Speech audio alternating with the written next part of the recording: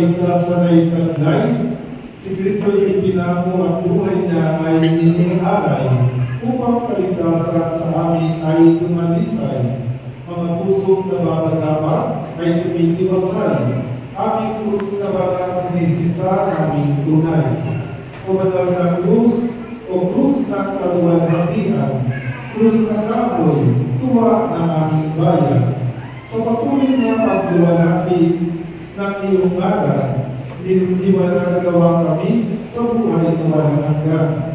Narito kami ngayon at nagpupugay sa napakati at mahalagang bagay na sinadya ng Diyos sa amin ay ibigay.